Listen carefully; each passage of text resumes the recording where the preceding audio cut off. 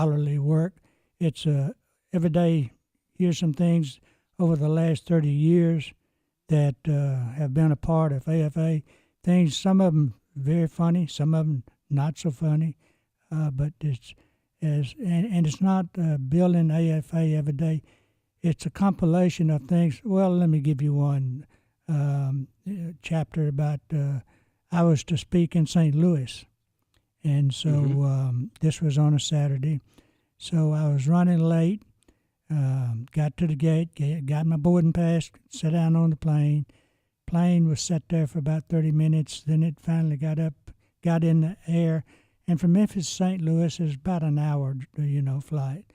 But we stayed up much longer, and I thought we were circling the field, and come find out, I looked down when we got low enough to land, and I was in Detroit, not St. Louis. So it's a few things like that. I managed to get back home, but I missed my speaking engagement. Oh, brother. You say, I'm thinking of the title of the book. Tell our listeners what was your vision for AFA, and what was God's plan, kind of thing. Tell us about that. When I was 9, I accepted a call to be a Christian and dedicated my life to doing what God wants, and I waited. I was 9 years old, and for the next 30 years, I struggled to find what God wanted me to do. It seemed like what I wanted to do, doors would close, and But I had a vision. The vision was that I was going to do something special for God. I didn't say a lot about it because, number one, if you use language like that, people can confuse and think that you're better than they are. I'm a better Christian than you are because God has something special for me. So I really didn't talk about it, but I kept searching and searching. And at the end of 30 years, I had just about lost that little light. It had nearly gone out. But then I got my church to sponsor something on television, about television called Turn the Television Off. And it caught on. I had a little bit of journalistic background. It caught on and went across the country. Probably most of the people listening to this don't remember it, but it did. It affected the ratings for the networks. And finally, after 30 years, and this Turn the Television Off week was a big thing, it finally became clear to me that my calling in this life was to found AFA. Of course, we didn't call it that then, and had another, and it. But anyway, that was my calling, and for after that, I gave my life fully to trying to make AFA the most, the best, the biggest, or for the AFA to stand in the gap and fight against what's happening in our culture. I don't think any organization out there, as a result of God using you to lead this incredible organization at AFA, I don't think any organization has had an impact for the culture like you have, or like this organization has. American Family Association. It has been incredible, and it goes on, and it's going to continue to go on, isn't it? We hope. And I had a vision. The vision was that God had something for me to do, and then the second part, God had a plan. Through it all, as I look back over the years, I can see where a door closed, and I thought, we were negatively affected. But then find out the door closing was exactly what I needed. God had a plan. I had a vision God was going to use me. God had a plan of how he was going to use me. We're speaking with Brother Don Wildmon, the founder of American Family Association, and Brother Don has written a book called "I Had a Vision, God Had a Plan, and it's available on the AFA store. It's store.afa.net, and you can pick that book up. And Brother Don, there's a chapter in there on secular humanism. Yeah. Secular humanism. Yeah. Tell us a little bit about that. That is probably the most popular religion in America today. Humanism, we're not talking about the humanities now. We're not talking about art. Yes. We're talking about humanism is a religion, a godless religion. And basically, it's the religion that prevails. After you read the chapter on secular humanism, you immediately can see how it has affected us. Like I say, it's a godless religion, and ruled by the Supreme Court, incidentally, that it was a godless religion. But it tells you how it's happening, and it is growing, and it is, as I said, probably the most popular religion in America today, humanism. Yeah. And I know that you share your beliefs in this book on, these kinds of things. The most popular religion in America, as you pointed out, this godless religion.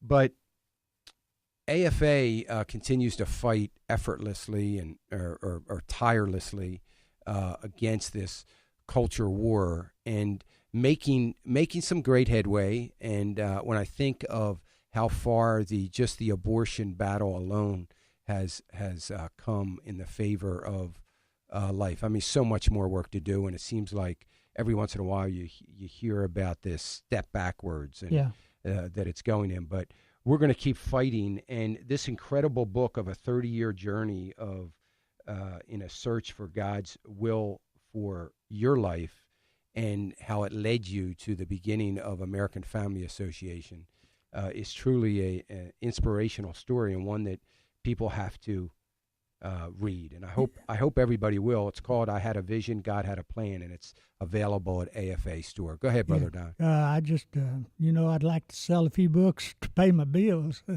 Seriously, sure, though, absolutely. I think the book, I tried to give some something that wasn't in a journal or you heard about, some unique, so you can get it at afa.net. It has a link there, afa.net. And let's see, of course you can phone 800 families, plural, and listen for the prompt for the order. It's 1-800 families, plural, FAMILIES. 1-800 families, or you can go to afr.net and click on the store link. I think there's a banner up there with the book on it, so you don't even have to go to the store tab. You just click right on the book, and you can order it at afa.net, and you can order that book. And I hope all of you will get a copy of that. We're so grateful that you have written this book for us to be inspired and hear more about your life and the story of AFA and how important this ministry is to our culture. Thank you, Dan. Brother Don, we sure appreciate you. Thank you so much for being a part of the program. Brother Don Wildmon, and, when I think about this book and I think about AFA, how important it is to the culture, it's also important to our finances. It really, really is, because that is the beginning and the end of our economy. I Had a Vision, God Had a Plan, written by Don Wildmon, the founder here at American Family Association.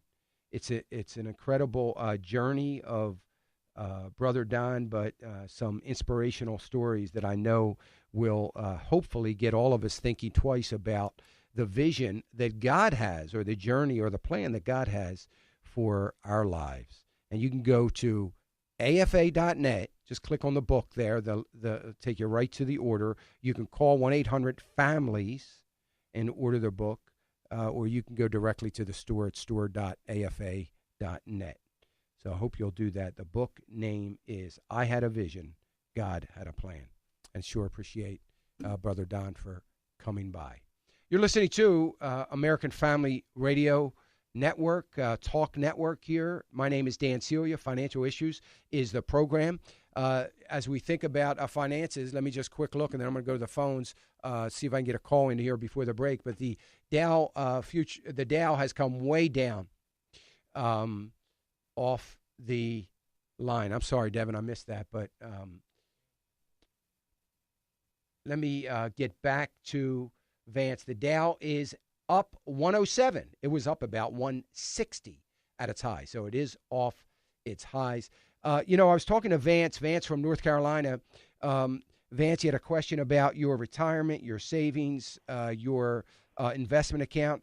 I think 2.8%, by the way, as I think about that, is extremely high. That is higher than the national average and high in general. But let me just say this, and that if you have had good results, if this is a company, which apparently you have had good results.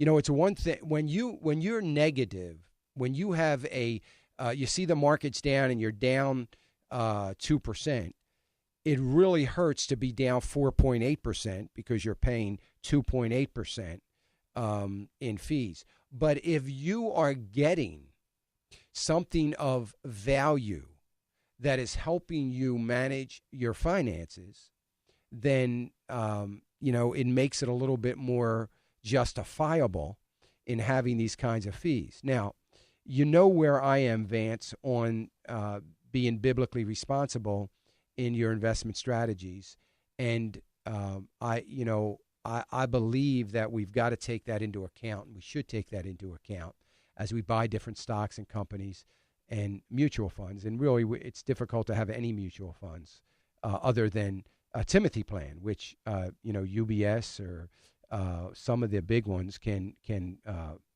buy Timothy plan and put them in your account. And I would probably consider that just to try to maintain a biblical responsible plan.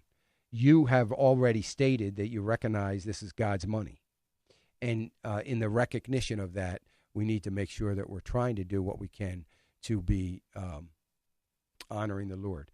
I would say this to you, Vance. You have an opportunity with this money. I would like to see you starting to think seriously about, since the larger of these two accounts are probably in 401k or IRA qualified money, I would like you to think seriously about making some withdrawals from that money. And yes, pay the tax on it. I feel now, obviously at 70 or 70 and a half, you've got to start taking some withdrawals. But I would like to see you in the next 10 years to be on a plan where you're intentionally taking out a little bit more than that. Certainly be careful about your tax bracket, that it's not throwing you in another tax bracket. But at the same time, I like to see that money. I'm not telling you to spend it or give it all away, but I think it would be wise to start withdrawing it and move it over into the investment side of your account, pay the taxes on it at your current rate so that you're not at risk of it ending up in your estate, and then your estate having to deal with it through a tax standpoint, which is going to have a much higher, in the long run, a much higher tax implication on that money than it would by you paying the taxes now. So I think it's good stewardship to start thinking about that.